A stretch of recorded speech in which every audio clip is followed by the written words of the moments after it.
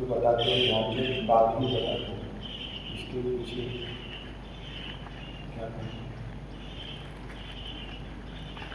प्रश्न है, ध्यान के तुरंत बाद कुछ सुनने की, कुछ कहने की कोई इच्छा नहीं होती है, लेकिन उसके बाद ही हम कुछ पूछने के लिए या फिर कुछ कहते हैं, ऐसा क्यों है?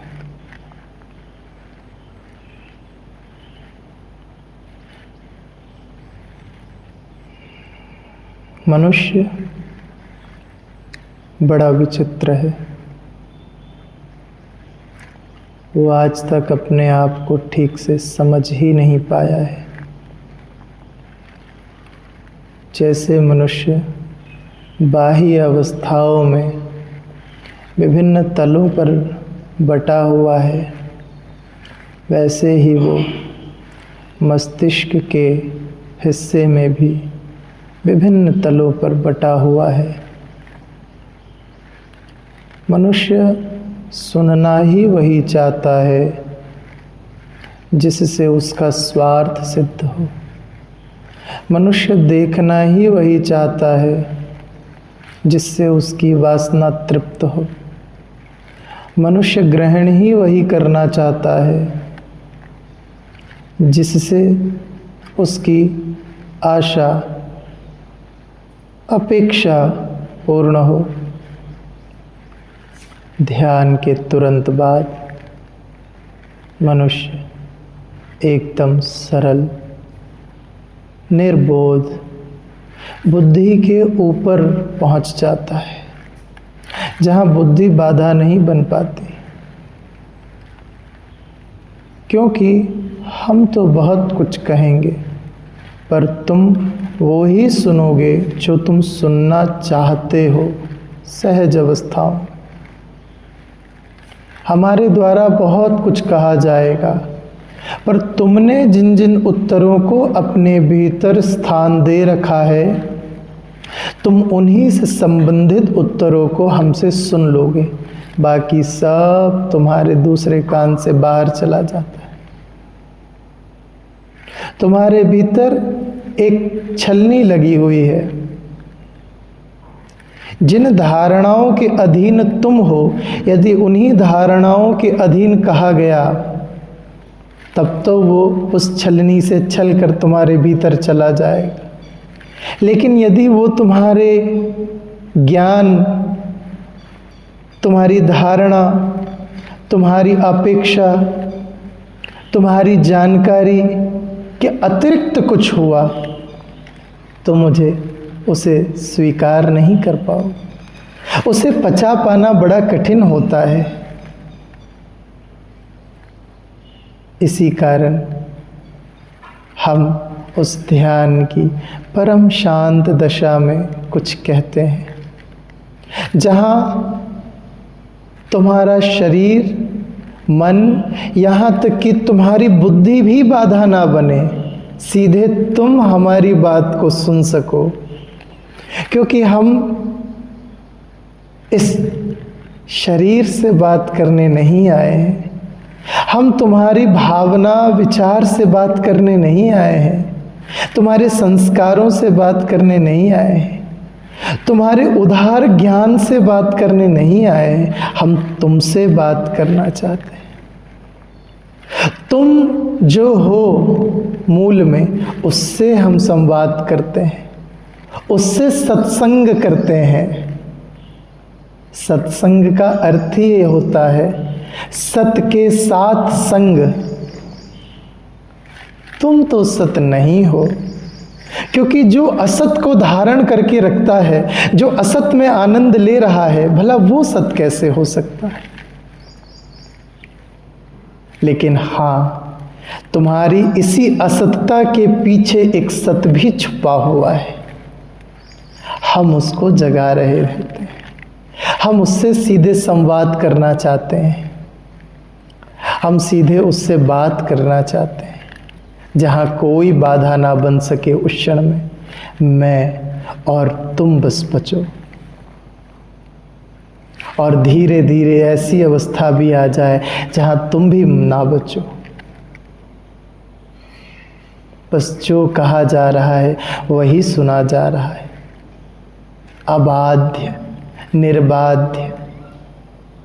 इस कारण से जब तुम्हारी इस बहती हुई उग्र वेग की नदी में ठहराव का क्षण आता है, जब ये नदी ठहर कर बहने लग जाती है,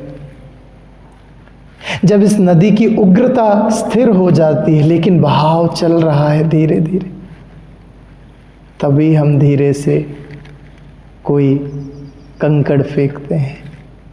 हमारी ये अपेक्षा है कि जिस दिन ऊपर के तल पर भी तरंग का निर्माण नहीं हुआ और वो पत्थर पड़ते ही धीरे से भीतर की ओर चला गया, समझ लेना उस दिन कोई बहुत बड़ा संवाद घटित हो गया। उस दिन शायद कुछ अलौकिक घटित हो गया।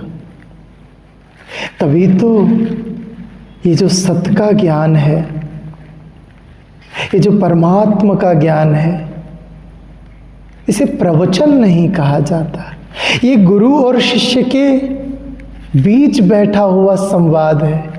इसी को उपनिषद कहते हैं, इसी को उपासना कहते हैं, इसी को उपवास कहते हैं। हम कुछ और ही समझते आए हैं इन शब्दों के अर्थ। हमने इन चीजों को शरीर से जोड़ लिया है।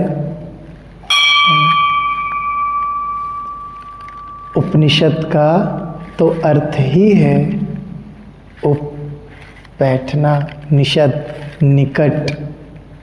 जब तुम अपने निकट बैठने लग जाओगे तब तुम्हें हमारी बातें सीधे सीधे सुनाई देंगी। उपवास, अपने निकट ठहरना, अपने पास। जब तुम अपने पास पहुंचोगे तब तुम्हें हमारी बातें सीधे सीधे अनुभूत्य होने लग जाएंगी। तो हम तुम्हें पहले तुम्हारे पास पहुंचा देना चाहते हैं, उसके बाद कुछ कहते हैं कि बीच में कोई स्पीड ब्रेकर भी ना आए। जैसे गाड़ी चलती रहती है सड़क पर और चलते चलते कोई स्पीड ब्रेकर आ जाता है सामने, तो हमें गाड़ी की स्पीड को धीमे कर देना पड़ता है। एक बार गाड़ी की गति धीमे हुई, फिर उसे पुनः उसी गति में लाने में पुनः समय लगता है। ठीक ऐसा ही तुम्हारा मन और ये बुद्धि है। उन बातों को सुनते ही स्पीड ब्रेकर उत्पन्न कर देते हैं, सीधे भीतर जाने ही नहीं देते। और हम उस ईश्वरीय संवाद के बीच में किसी भी बाधा को लाना ही नहीं चाहते हैं। तुम निर्बाध्य हो। तुमने वो कहानियाँ सुनी होंगी विक्रम और बेताल की, बड़ी प्रसिद्ध कहानियाँ हैं। उनमें बड़ा गहरा राज छिपा है। वो बेताल जब विक्रम को कहानियाँ सुनाता था तो कहता था कि मैं जब कहानी सुनाऊं और यदि तुम्हारे भीतर उसका उत्तर आ जाए तो तुम्हें उस उत्तर को देना ही पड़ेगा। यदि तुमने नहीं दिया तो मैं तुम्हारा अंत कर दूंगा। और ये भी कहता था कि अगर तुमने एक शब्द भी बोला तो मैं फिर से अपने स्थान पर चला जाऊंगा।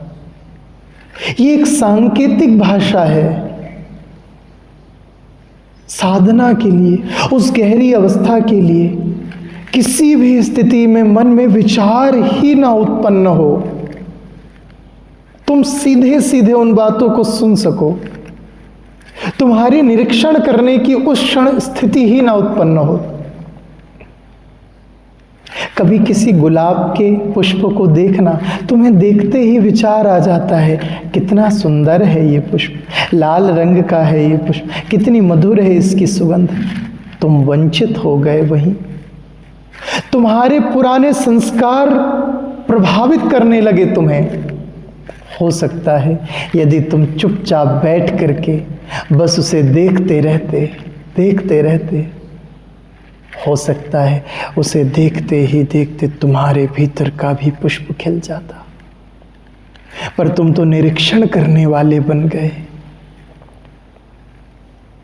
ये निरीक्षण करना कितना घातक है पता ही नहीं चलता।